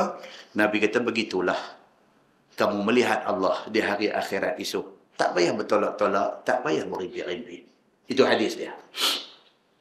Kemudian daripada hadis tu pula, dia mai pula cerita apa? Dia kata, "Idza kana yaumul qiyamah azana muazzinun liyattabi' kullu ummatin ma kanat ta'bud." Hadis kata, mai satu suara di padang mahsyar esok satu suara bunyi. Dia kata, setiap orang yang ada di padang mahsyar ini, sila ikut apa ataupun siapa yang dia sembah masa di atas dunia. Ni, di mahsyar ni. Ni, yang ayat tadi kata apa? Manusia akan berpecah-pecah di hari akhirat ni. Pecah macam ni. Semua dua ada di satu tempat. Fi makanin wahid. Di satu tempat. Semua bakal duduk ramai-ramai di mahsyar ni. Yang matahari turun masih jengkai atas kepala. Ada yang tenggelam dalam peluh. Sampai parah buku lali. Ada sampai parah perut betih. Ada yang sampai parah lutut. Ada yang sampai parah paha. Ada yang sampai hikwai. Sampai parah pinggang. Ada yang sampai parah dada. Ada yang peluh dia sampai parah lubang hidung dia. Dia berjinjak-jinjak nak menyawa. Keadaan di mahsyar. Dan keadaan macam tu, tiba-tiba hadis kata, "Idza kana yaumul qiyamah adzana muadzin." Bunyi satu suara orang yang menyeru di padang mahsyar ni. Suara tu kata apa? Dia kata, "Liyattabi' kullu ummatin ma kanat ta'bud." Atas dunia dulu hang sembah siapa? Atas dunia dulu hang sembah apa? Pi ikut benda tu. Siapa yang di atas dunia dia sembah orang, di hari akhirat dia ikut orang tu. Siapa yang di atas dunia dia sembah batu, di hari akhirat dia ikut batu. Allah nak perisi. Allah nak asingkan antara orang beriman dengan orang-orang yang derhaka dia. Allah pecahkan manusia macam tu. Siapa di atas dunia dulu sembah batu, pergi ikut batu tu. فَلَا تَبْقَى أَحَدٌ كَانَ يَعْبُدُ غَيْرَ اللَّهِ سُبْحَانَهُ وَتَعَالَى مِنَ الْأَصْنَامِ وَالْأَنْصَابِ إِلَّا يَتَسَاقَطُونَ فِي النَّارِ. Pada waktu tu, siapa sembah berhala, sembah batu, sembah tokong dan sebagainya, semua pakat pergi ikut benda tu, pakat jatuh dalam neraka. Dia kata, hatta idza lam yabqa illa man kana ya'budullah minal birrin wa fajir. Sehinggalah habis. Hak sembah batu ikut batu, hak sembah orang ikut orang, hak apa-apa pakat jatuh dalam neraka. Maka tinggal orang yang sembah Allah Subhanahu wa ta'ala di mahsyar. Nampak? Tuhan pecahkan manusia yang ramai di mahsyar tu dengan cara itu. Fayud'al yahud. Maka pada ketika itu dipanggil orang-orang Yahudi. Fayuqalu lahum ma kuntum ta'budun. Ini formality Tuhan buat di padang mahsyar. Tuhan kata, mana orang Yahudi? Tuhan kata, mana dia orang-orang Yahudi ni? Ma kuntum ta'budun. Hampa atas dunia dulu, hampa sembah apa? Tuhan tanya. Qalu, jawab Yahudi yang nak jatuh dalam neraka ni, kunna na'budu Uzair ibn Allah. Kami atas dunia dulu, kami sembah Uzair. Kerana kami percaya kata Uzair itu anak Allah. Uzair ni satu cerita pula. Kalau cerita yang tu pula tak habis, ayat 4 lagi. Uzair ni pula satu cerita. Yahudi pergi percaya kata Uzair ni anak Allah. Dan di hari akhirat itu bila Tuhan tanya, mereka mengaku. Dia kata, kami atas dunia dulu, kami sembah Uzair. Kerana kami yakin bahawa Uzair ini ibn Allah. Dia anak Allah. Fayuqal kazabtum. Maka dikata kepada orang Yahudi, hampa pembohong. Mattakhazallahu min sahibatin wala walad. Allah tidak pernah ada isteri, manakan pula Allah nak ada anak. Hampa bohong. Allah itu Tuhan yang ahad. Tuhan yang esa. Bini tak ada, manakah pula Allah nak ada anak? Hampa bohong. Famaza tab'un. Maka ditanya kepada mereka ni, apa ni hampa nak minta Allah ni? Hampa dah tak betul di atas dunia dulu. Okey lah ni, kalau aku bagi satu peluang, hampa nak minta apa? Qalu, jawab orang Yahudi, atishna ya Rabbana fasqina. Mereka tak minta apa dah masa tu. Mereka kata, ya Allah, kami dahaga ni, kering rengkung, mereka tak tahu nak abang ni. Fasqina, minta air sikit boleh tak? Tuan nampak? Manusia di padang mahsyar dalam keadaan yang macam tu, matahari duduk sejengkal atas kepala ni, minta kepada Tuhan, minta, ya Allah, kami dahaga ni, boleh tak bagi air sikit? Nampak tuan-tuan? Fayusharu ilaihim ala taridun fayuhsharuna ila an-nar ka'annahum syarab yahtimu ba'daha ba'dha fayatasaqatuna fin nar. Diisyaratkan kepada mereka, pergi sana kalau nak air. Mereka pipi, mereka nampak sarap. Sarap ni nak kata apa? Kita buat kereta tengah highway, nampak depan macam ada air. Yang tu dipanggil sarap. Pipi tak ada air. Nak panggil apa itu? Bahasa hebatlah dia kata Fata Morgana. Dia kata. Lain pada tu apa dia tak tahu nak kata. Nampak sesuatu yang menipu. Tuhan isyaratkan kata, okey, nak air apa pergi sana. Mereka pipi nampak sarap. Nampak macam ada air kawasan tu. Pakat serbu pergi. Dalam hadis ni kata apa? Yahtimu ba'daha ba'dah. Duk lawan pukul hang aku. Berebut nak ambil air tu. Maksud dahaga ni, di mahsyar ni. Apa akan jadi selepas itu? Fayatasaqatuna finnar. Dalam pada duk bukit, jatuh mabuk masuk dalam neraka. Demikianlah halnya. Summa yud'al nasara. Kemudian dipanggil orang Nasrani. Ditanya mereka, ma kuntum ta'budun. Hampa sembah apa dulu? Nasrani kata, kunna na'budul Masih ibn Allah. Kami sembah Isa al-Masih kerana kami percaya dia anak Allah. Fayuqalu lahum kazabtum. Tuhan kata, hampa pembohong. Tuhan tak ada bini, manakah pula nak ada anak? Tuhan tanya, hampa nak minta apa? Mereka pun sopa juga kata, kami nak ayam. Kami kering rengkung ni. Tak boleh tahan. Tak ada air setitik pun. Tuhan tunjuk, mereka nampak sarap. Nampak macam ada air. Serbu pi, duk lawan pukul hang aku, berebut takut air tak cukup. Maka berambuk, maka jatuh di dalam neraka. Allah memecahkan manusia di padang mahsyar esok dengan cara apa? Dengan cara Allah mengasingkan orang yang beriman dengan orang yang tak beriman kepada Allah Subhanahu wa ta'ala. So ayat yang kita baca tadi dia kata apa? Dia kata, fasatubsiru wa yubsirun, maka lagi engkau akan lihat dan mereka juga akan lihat pada hari kiamat, iaitu ketika berpecah-pecah orang kafir daripada orang mukmin. Bi ayyikumul maftun, dengan siapa pada hari itu depa tahu dengan siapa kamu yang kena fitnah gila itu, engkau atau mereka.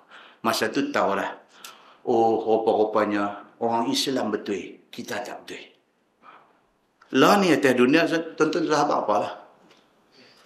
Mereka tak akan percaya kata Islam ni betul.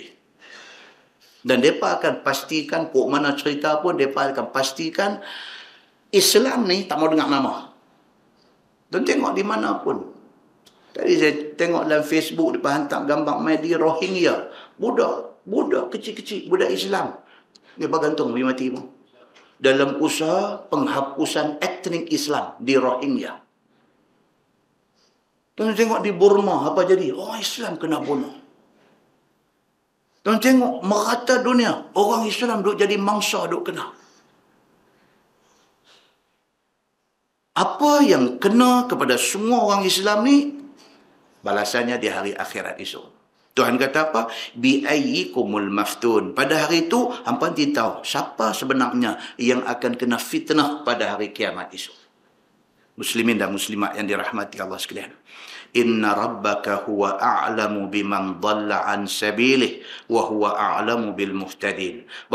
Bahawasanya Tuhan engkau wahai Muhammad, dia yang lebih tahu orang sesat dan orang yang mendapat hidayah, iaitu jalan agama Islam yang sebenar. Tuhan tahu. Yang betul ni orang Islam ke orang bukan Islam yang betul? Tuhan Maha tahu. Dan pasti yang betul itu ialah orang Islam. Brunei nak buat hudud, tengok apa jadi. Tak ada pasal. Satu dunia dia masuk campur. Dia nak buat hudud, bukan dia minta orang Amerika hantar main pakar nak kerat tangan. Tak minta pun. Dia nak buat hudud di Brunei, dia tak minta pun Amerika suruh bayar gaji kawan nak potong tangan ni. Dia tak minta pun. Dia buat semua sendiri dia. Dia tak minta duit siapa. Dia tak minta kepakaran daripada siapa-siapa. Dia dah susun elok. Dia dah rasa dia ready nak buat. Dan dia nak implement. Dia nak buat. Kacau.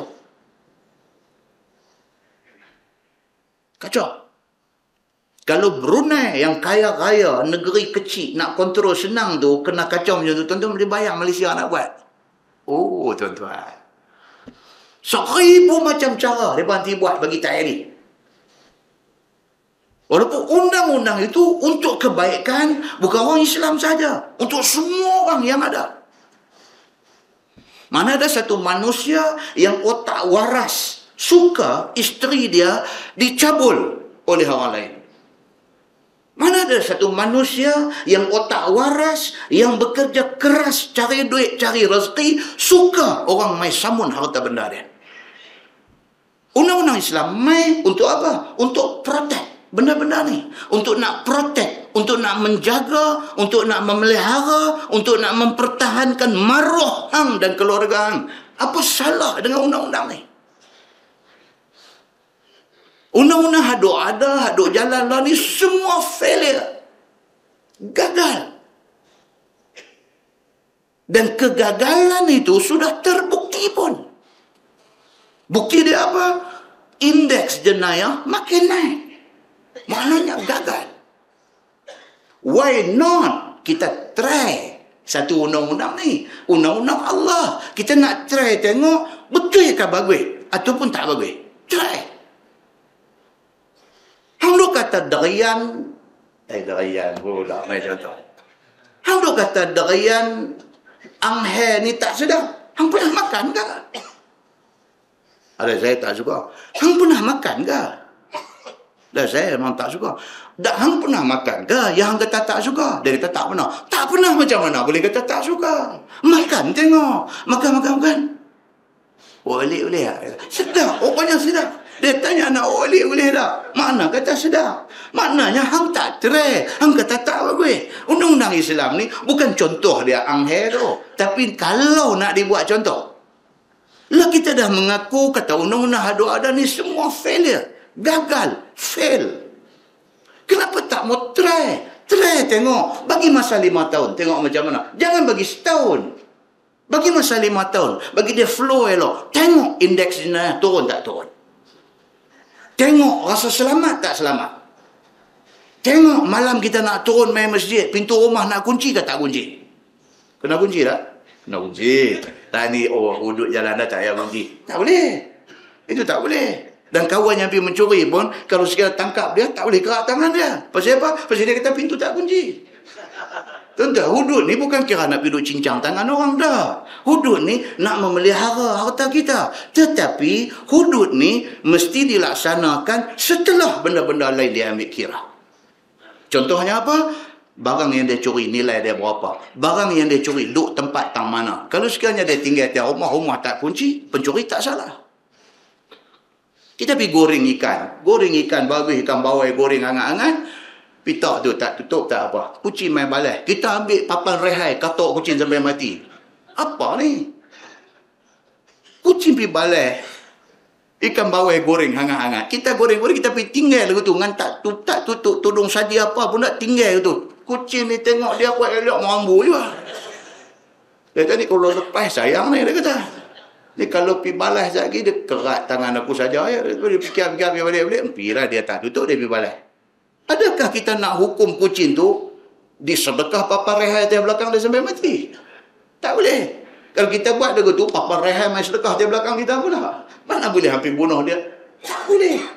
Tuhan hantar kucing tu nak test kita. Dia nak test tengok kita. Kesabaran kita dan sebagainya. Macam tu lah. Hudud dah dilaksanakan. Rumah kena kunci juga. Sahabat tu lah. Hudud dah jalan. Tak payah kunci rumah. Mana boleh? Sahabat naik unta pergi ke masjid. Sampai turun naik atas masjid. Nabi duduk tengok. Nabi kata, tak tamat ke? Dia kata, aku tawakal pada Allah. Nabi kata, aku tak pernah ajak lagu tu. Dia kira dia main masjid. Masjid ni rumah Allah. Aku main ni pula nak semayang, nak sembah Allah. Allah jagalah. Mana boleh lagu tu? Nabi kata, turun. Yaqilha. Tamat. Nabi kata. Lepas tu pergi nak semayang, pergi tengok balik mentara. Nampak tuan-tuan? Macam tu cerita dia. Jadi tidak mudah. Benda yang dia bercakap ni tidak mudah. Tidak mudah nak dilaksanakan. Tidak semudah itu. Pasal apa? Kita kena get ready. Dengan macam-macam kemungkinan yang boleh main. Brunei yang kaya raya, negeri kecil tak susah nak kontrol rakyat apa semua pun, sudah duk kena attack. Sampai ke tahap apa? Kepentingan ekonomi Brunei di luar negara dah diboykot. Raja Brunei, Sultan Brunei, ada hotel yang Princess Diana dengan Dodi dulu di London tu. Apa dia pergi hotel tu? Ritz ke apa? Dia punya. Dia boykot. Dia kenakan tekanan ekonomi kepada dia. Nak suruh, dia tak buat apa yang Islam suruh buat ni. Muslimin dan muslimat yang dirahmati Allah sekalian. Tak semudah yang kita sangka. Niat nak buat sudah ada, Allah sudah tahu. Malaikat sudah tulis. Mereka ni memang nak buat. Tapi kerana halangan yang ada, maka mereka tak boleh buat. Kita tak akan dipersoal di hari akhirat nanti. Muslimin dan muslimat yang dirahmati Allah sekalian. Firman Allah, فَلَا تُطِعِ الْمُكَذِّبِينَ. Maka janganlah engkau taat ikut segala orang yang dusta agama. Tiada beriman mereka itu dengan Allah Subhanahu wa ta'ala. وَدُّوا لَوْ تُدْهِنُوا فَيُدْهِنُونَ. Ni ayat kita nak baca ni, dia nak cerita tentang orang-orang yang Allah Subhanahu wa ta'ala pesan dekat Nabi. Jangan pergi duk berkawan dengan orang-orang macam ni. Dan akhir ayat ni dia nak cerita apa? Orang yang dimaksudkan oleh Allah di dalam ayat ni ialah Al-Walid bin Al-Mughirah. Al-Walid bin Al-Mughirah. Siapa dia tuan-tuan yang kata Al-Walid bin Al-Mughirah ni? Siapa dia ni? Al-Walid bin Al-Mughirah ni kita tak apa nak kenal. Tapi anak dia sangat terkenal. Anak dia siapa dia? Khalid Al-Walid. Dan tuan tengok Allah Subhanahu wa ta'ala dia pergi takdir jadi macam-macam. Yang Nabi Ibrahim tadi, bapa raja buat berhala anak Nabi. Yang ni pula dia mai kepada Khalid Al-Walid pula. Bapa ni Al-Walid bin Mughirah. Anti menentang Nabi sampai mati. Mati dalam perang Badar. Tapi anak dia Khalid Al-Walid. Masya Allah. Satu orang yang cukup hebat. Figure besar dalam sejarah Islam. Ayat yang kita nak baca ni sampai ke bawah muka surat 211 ni nak cerita pasal Al-Walid bin Al-Mughirah. Dia ni ketua kepada Bani Makhzum daripada suku Quraisy.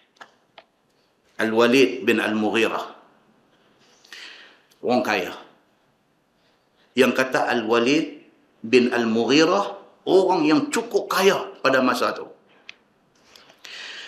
Dikatakan kerja baik pulih Kaabah oleh orang-orang kafir Quraisy. Suku daripada perbelanjaan untuk baik pulih Kaabah itu duit dia seorang ni. Kaya dia tu. Kaabah kan berapa kali reban, berapa kali buat balik, reban buat balik, kita dah cerita dalam kuliah yang lepas di surau ni. Di antara Kaabah yang dibina semula tu ialah oleh orang Quraisy. Pada masa Kaabah dibina oleh Quraisy ni, pada masa tu orang yang memberi fund, memberi duit paling banyak untuk bina semula Kaabah ni ialah Al-Walid bin Al-Mughirah. Suku daripada perbelanjaan tu duit dia seorang. 3 suku lagi share semua orang.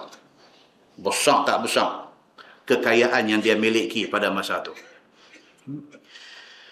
Dan dia, kalau tuan-tuan nak dia yang kata Al-Walid bin Al-Mughirah ni di antara orang yang pergi jumpa Abu Talib kerana marah Nabi SAW.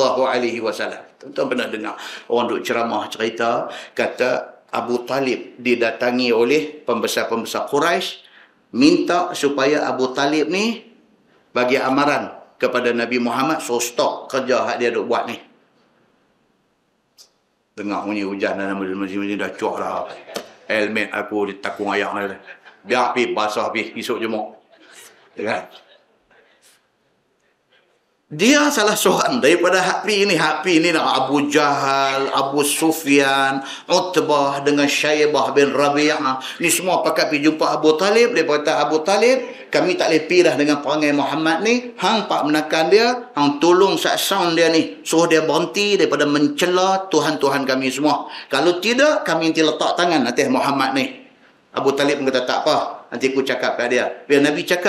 Bila Abu Talib cakap dekat Nabi, Nabi kata apa? Kalau hang ambil matahari buah tangan kanan aku, ambil bulan buah tangan kiri aku, nak suruh aku tinggal benda aku duk buat ni, aku tidak akan tinggal. Sama ada aku berjaya ataupun Allah matikan aku. Salah seorang yang pergi jumpa siapa dia? Al-Walid bin Al-Mughirah. Dia ni. Dan dia adalah seorang ahli sastra Arab yang cukup hebat dia ni.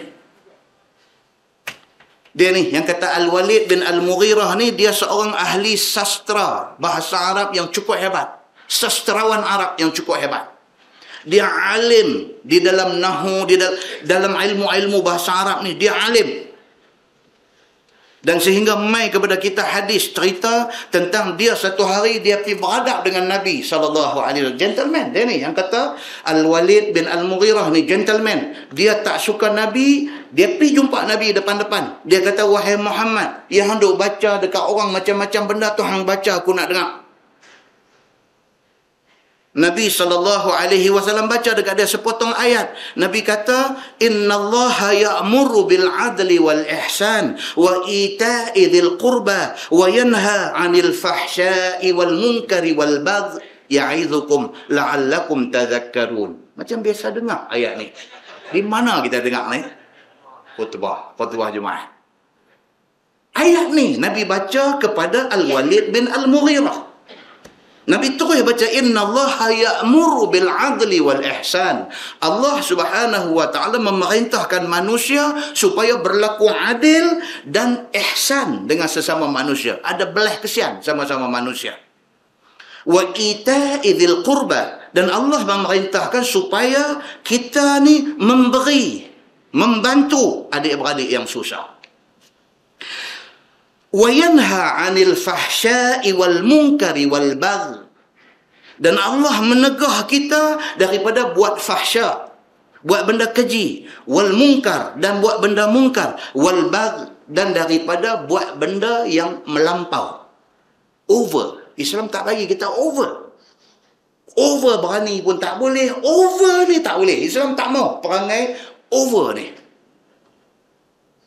Kita pun tuan-tuan kadang pergi dengar ceramah ni, ustaz tu bila dia over sangat pun kita ada diri tak boleh biar. Janganlah sampai macam tu. Patut-patut sudah. Bila over, tak mau dengar langsung mangkit balik dah. Kita boleh dengar ni pun dia main satu macam lah. Dia main melugai, dia main lagu tu lah. Pasal apa? Pasal over. Over, Islam tak mahu. Jangan over. Dan Allah perintahkan supaya orang Islam ini jangan terlibat dengan keji, jangan terlibat dengan mungkar, dan jangan over. Jangan melampau. Ya'izukum la'allakum tadhakkarun. Allah bagi pengajaran, peringatan, mudah-mudahan kamu ingat. Al-Walid bin Al-Mughirah bila dengar Nabi baca innallaha ya'muru bil adli wal ihsan wa ita'i dzil qurba wa yanha 'anil fahsya'i wal munkari wal baghi ya'izukum la'allakum tadhakkarun. Nabi duk baca tu, bacaan Nabi tu masuk dalam hati dia, jerak. Wahai dia kafir. Wahai dia kepala kafir. Mukjizat Quran itu. Dan diri Nabi SAW bila baca Quran itu. Dia kata apa? Al-Mughirah. Al-Walid bin Al-Mughirah. Dia kata dekat Nabi. Dia kata, ya Muhammad, marrasaniyah. Lagi sekali, dia kata. Nabi baca lagi. Inna Allah ya'muru bil adli wal ihsan. Wa ita'i dzil qurba. Dia rumah dalam hati dia. Dia dengar Nabi baca tu, dia main. Dia main satu perasaan yang pelik dalam diri dia. Tabik di mulut dia. Ini yang kata Al-Walid bin Al-Mughirah. Tabik di mulut dia ni. Dia kata, demi Allah, apa yang aku dengar ini bukan kalam manusia. Dia kata. Tabik di mulut dia. Pasal apa tuan-tuan? Pasal dia sastrawan Arab. Dia tahu menilai tu, bahasa Quran tu. Dia tahu nilai. Bila baca-baca, dia main segenap urat ni masuk tu. Dia rasa hebatnya apa yang dibaca oleh Nabi. Macam tadi bila kita baca sajak Osman Awang tadi kan. Ada orang-orang sastra dalam ni dan kesot tempat duduk. Sajak yang cerita saya guru tadi ni kan. Dia main lagu tu. Pasal apa? Pasal dia orang sastra. Dia tahu menilai keindahan bahasa tu. Orang sastra jangan main-main tuan-tuan. Dia nak abang sikit je. Tapi dia punya lenggang bahasa ni. Ditulis surat mayat kita. Dia kata di keheningan malam ini pula dah. Kita kata dia, abang kata malam ni sudah lah. Dia orang sastra. Dia tak boleh abang malam ni aja dia. Di keheningan malam ini. Bertemankan cahaya neon. Dia duduk main lagu tu. Kita yang bukan sastra ni dengar dia main merenyam satu badan. Kita tak apa ni. Hang nak abang apa? Abang lah. Tapi orang sastra dia suka tu. Dia ambil roundabout 3 kali tak apa. Baru dia keluar jalan tu. Roundabout 3 kali dia pusing. Kan? Bertemankan bunyi cengkerek di rimba. Kita dengar kita tadi ini saya aku hampur. Kita bukan orang sastra. Kita tak tahu menilai. Al-Walid bin Al-Mughirah dia orang sastra. Bila dia dengar Nabi baca innallaha ya'muru bil adli wal ihsan, dia cakap. Muhammad ulang sekali lagi. Nabi ulang lagi sekali, masuk dalam urat syaraf dia semua masuk ni bahasa Quran ni. Tabik di mulut dia kata wallahi, dia kata demi Allah Muhammad, apa yang kau baca bukan kalam manusia. Dia kata. Ucapan dia sampai ke pendengaran Abu Jahal. Dia kata ni kau. Dia kata. Kalau tuan-tuan buka dalam kitab An-Nihayah wal Bidayah. Al-Bidayah wal Nihayah. Dia cerita benda ni. Abu Jahal dengar. Dia kata ni kau ni. Dia kata ni, saya lagi buat dia ni pula pergi kona sokong Muhammad ni semua nak bagi kita susah semua ni. Dia tahu hati. Abu Jahal celapak mai jumpa Al-Walid bin Al-Mughirah. Celapak. Makna dia tahu tameh. Dia jumpa Al-Walid bin Al-Mughirah. Dia kata Al-Walid, ya ammi. Dalam Al-Bidayah wa Nihayah dia guna perkataan ya ammi, pakcik. Dia kata apa yang pakcik sebut tidak disukai oleh kaum kita. Dia kata. Al-Walid duduk dengar. Pakcik puji apa yang Muhammad ucap. Satu benda yang tak disenangi oleh semua kaum kita. Pakcik tarik balik. Nampak tuan? Jahat tu. Al-Walid jawab balik kepada Abu Jahal. Al-Walid kata, ya benar akhi, Dia kata, aku nak tanya hang. Siapa yang lebih reti bahasa Arab? Siapa yang lebih reti tentang syair Arab? Dalam kalangan kita ada ni. Abu Jahal kata dekat dia, pakcik, saya tahulah pakcik ahli dalam bahasa dan sebagainya. Tapi apa yang pakcik ucap tu orang tak suka. Dia kata, demi Allah. Dia kata, ni yang kata Al-Walid bin Al-Mughirah. Dia kata, demi Allah aku habakkan. Apa yang Muhammad ucap itu bukan ucapan manusia. Dia kata, dia ulang lagi sekali. Abu Jahal kata, pakcik, kalau pakcik tak tarik balik, memang jadi pasal dalam masyarakat kita ni. Dia sengak. Dia kata, bagi aku masa untuk fikir balik. Bagi aku masa untuk fikir balik. Tak lama lepas itu, dalam Al-Bidayah wa Nihayah cerita, tak lama selepas itu, Al-Walid bin Al-Mughirah, dia kata, sesungguhnya apa yang diucapkan oleh Muhammad itu adalah sihir semata-mata. Dia tarik balik. Dia kata. Maksud dia apa, tuan-tuan? Dia berbohong dengan hati kecil dia. Hati kecil dia mengaku apa yang Muhammad baca tu betul. Ini bukan manusia punya rekaan. Hati kecil dia mengaku. Tapi kerana kekufuran yang tebal dalam diri dia, dia deny apa yang hati kecil dia kata. Dia nafikan apa yang hati kecil dia kata. Dia kata apa yang Muhammad kata itu adalah sihir semata-mata. Turun ayat surah Al-Muddathir. Allah berfirman dalam ayat 11, "Dzarni wa man khalaqtu wahida wa ja'altu lahu malan mamduda wa banina syuhuda." Surah Al-Muddathir. Quran ni sedap, tuan-tuan. Ya Allahu Akbar. Kita taati bahasa Arab pun kita dengar ni, "Dzarni wa man khalaqtu wahida wa ja'altu lahu malan mamduda wa banina syuhuda." Kita dengar tak arti apa pun, tapi sedap. Apatah lagi kalau dengar Syekh Shuraim baca. Allahu Akbar. Tuan-tuan ada di muka, tahu Shuraim jadi imam sembahyang Isya. Tengok-tengok dia pergi baca surah Al-Muddathir, tuan-tuan, bergetak kaki ni dengar. Ya Allah Shuraim, panjanglah sikit. Ya Allah Shuraim, sedapnya. Kita tak faham, tapi bacaan orang-orang yang tertentu ni, dia cerak masuk. Macam mana Al-Walid bin Al-Mughirah kena jerak hati dia dengan bacaan Nabi SAW. Kata Al-Qurtubi, kata At-Tabari, kata Ibnu Kathir dan kata Imam As-Suyuti, ayat daripada surah Al-Muddathir tadi turun kerana kes Al-Walid bin Mughirah. Ni ayat kita nak baca sikit lagi ni. Allah Subhanahu wa taala pesan dekat Nabi, dia kata apa? Fala tuti'il mukazzibin. Dan janganlah engkau taat ikut segala orang yang dusta agama, tidak beriman Allah, tidak beriman dengan Allah. Maksudnya siapa dia?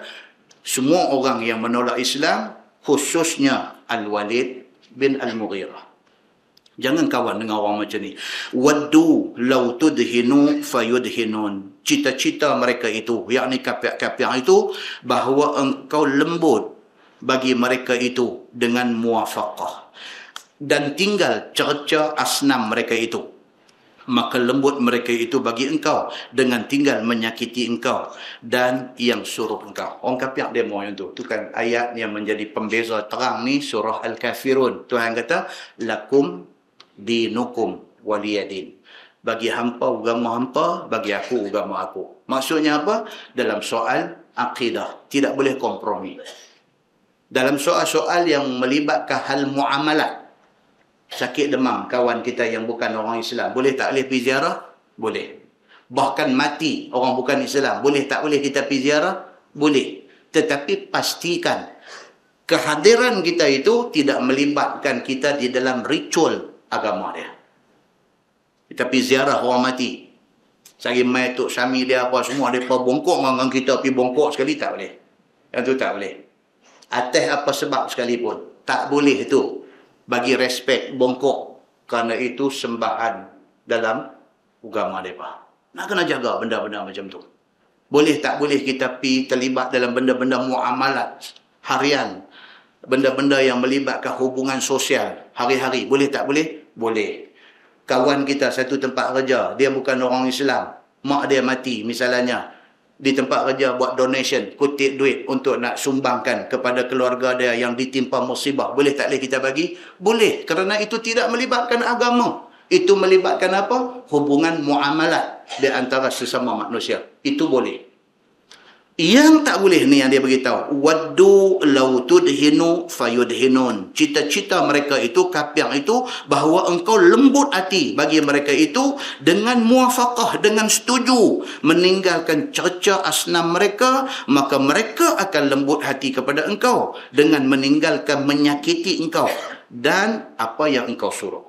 Mereka nak suruh kompromi dalam soal agama. Tak boleh. Dia berkata, okey lah macam ni, hari Jumaat kami pun pergi semayang Jumaat di masjid. Mai hari nak semayang di Tokong, orang Islam kena pergi. Oh, yang tu tak boleh. Sorry. Itu soal agama. Tak boleh campur. Nah, baik. Firman Allah, wala tuti' kulla halafin mahin.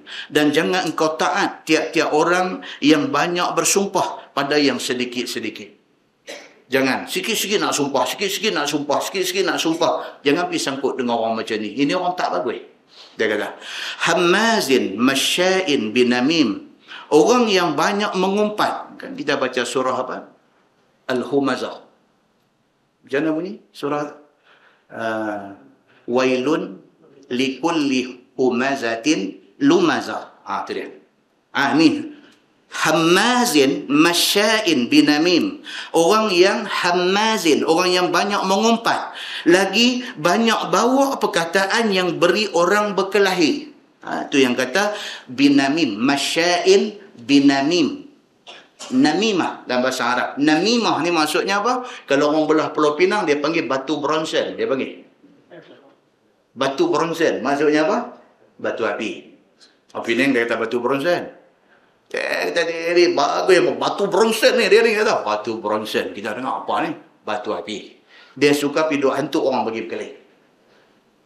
Quran kata dekat Nabi Muhammad, jauhi orang-orang yang macam ni. Jenis suka mengumpat dan menabur fitnah. Tak mau hidup dekat dengan orang ni. Manna'in lil khair. Hendaklah jauhi orang yang banyak menegah jalan kebajikan. Dengan bakhil harta daripada yang hak dan yang wajib. Manna'in lil khair. Dia tahan diri dia daripada buat benda baik. Nama kata nak bagi sedekah ni memang dia tak bagi. Dia kendekut ni tak tahu nak apa. Bahkan dia ni manna', dia menegah orang buat baik. Dia jadi pengusi masjid, dia jadi imam masjid, dia tak bagi siapa pun main ceramah masjid dia.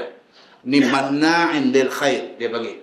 Manna'in lil khair, orang yang menegah benda baik. Orang nak buat baca kitab tak boleh, orang nak panggil main ceramah tak boleh, orang nak buat apa tak boleh. Masjid kita pergi semayang dia kata. Manna'in lil khair, dia menegah benda baik. Mu'tadin athim, bahkan orang yang buat zalim kepada orang, lagi orang yang mengerjakan dosa. Athim daripada ismun, dosa. Jangan pergi dekat dengan orang macam ni. Utullin ba'da zalika zanim, bahkan orang yang utul, yakni orang yang kasar dan kering hati. Utul ni dalam bahasa Arab dia tak tahu nak terjemah sepatah tak boleh dapat. Bahasa Arab bila kata utullin, utul ni maksudnya segala sifat jahat ada kat dia. Dia ni utul. Dia ni utul. Dia kata utul tu maksudnya apa? Segala jahat ada kat dia. Utullin ba'da zalika zanim. Kasak, kering hati dan sebagainya. Kemudian daripada itu dipanggil mereka ini dengan nama zanim, iaitu anak tak ada bapa. Maksudnya nak haram. Jahat. Habis punya jahat nak haram. Dia boleh terjemah macam ni. Memang makna zanim ni maksudnya anak haram. Tu bila marah kat orang tu tengah-tengah, baru anak haram. Tu zanim. Zanim ni kira habis punya jahat yang kata Al-Walid bin Al-Mughirah ni, sampai Quran sebut kata dia ni zanim. Nak haram betul dia ni. Ni yang kata Al-Walid bin, dia ni mati kesudahan masuk Islam tak? Tak, mati kafir. Dia mati dalam perang Badar lawan Nabi sallallahu alaihi wasallam. Dan dia kata dia itu iaitu Al-Walid bin Al-Mughirah ataupun Abu Jahal. Dua-dua mempunyai sifat yang disebutkan tadi. Yang telah mengaku oleh bapaknya selepas daripada umurnya 18 tahun. Kononnya bapak dia sendiri mengaku kata dia ni bukan anak dia. Anak haram lah dia ni. Begitu. An kana dha malin wa banin. Bahawasanya adalah empunya harta dan anak yang banyak. Al-Walid bin Al-Mughirah kaya ni, kita abang tadi terlampau kaya sampai pembinaan semula Kaabah suku daripada kos pembinaan dia tanggung, dan anak dia ramai. Selain daripada Khalid Al-Walid tu ada ramai lagi anak dia, dan anak-anak dia ni sentiasa ada bersama dengan dia. Allah kata apa? Aku bagi kat dia kaya raya, aku bagi dekat dia anak yang ramai, duk ada keliling dia, dia tak bersyukur kepada aku, dia lawan aku, dia lawan Nabi aku. Inilah kesudahan dia, Al-Walid bin Al-Mughirah. Idza tutla alaihi ayatuna, apabila dibaca ke atasnya ayat Quran kami itu, qala asatirul awwalin, kata dia ini adalah cerita bohong orang-orang dulu kala. Sanasimuhu alal khurtum, lagi kami tanda akan dia atas batang hidungnya, dia aib akan dia selama hidupnya, maka dikerat batang hidungnya pada hari perang Badar dengan pedang, tinggal bekas luka sampai mati. Nah, wallahu a'lam. Lepas ini dia sambung, inna balawnahum kama balawna ashabal jannah. Ini cerita Allah balakan kepada masyarakat Arab Quraisy yang menentang Nabi SAW dengan kemarau. Tuan-tuan jaga baik-baik apa berita bagi tahu kata betul tak tahu. Berita bagi tahu kata lagi akan mai kemarau selepas hujan ni. Lagi akan mai kemarau, mengikut ramalan kaji cuaca ni. Dia kata lagi akan mai kemarau selama 6 bulan selepas ni. Kalau main sungguh, haru kita. Hari itu boleh duk gelak kat orang Selangor. Takut orang Selangor gelak kat kita pula lepas ini. Nampak tuan? Dan kemarau tu kita kena ingat, dia adalah bala daripada Allah Subhanahu Wa Taala. Lepas ni kita nanti tengok cerita macam mana bala dalam bentuk kemarau dikenakan kepada orang-orang musyrikin Makkah. Kemudian pula dia nanti main cerita tentang orang yang kedekut. Yang tak mau nak bagi tanaman kurma dia kepada orang miskin dan susah. InsyaAllah lepas ini kita sambung bulan 9. Saya bulan depan cuti sekolah.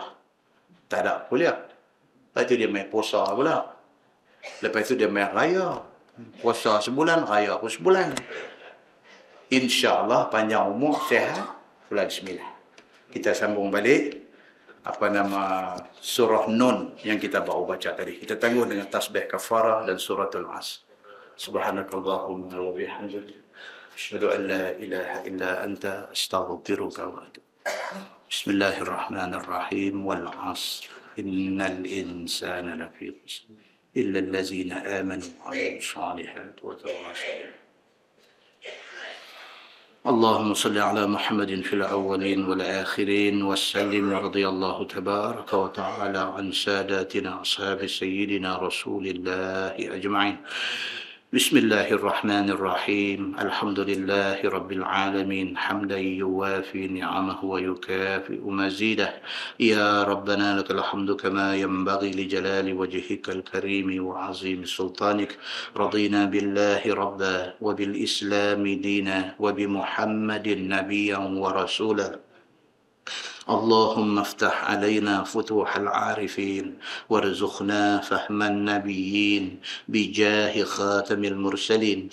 اللهم فقهنا في الدين وعلمنا التأويل واهدنا صراطك المستقيم. اللهم أرنا الحق حقا وارزقنا اتباعه وأرنا الباطل باطلا وارزقنا اجتنابه. اللهم اجعل جمعنا جمعا مرحوما وتفرقنا من بعده تفرقا معصوما. وصلى الله على محمد وعلى آله وصحبه وسلم والحمد لله رب العالمين.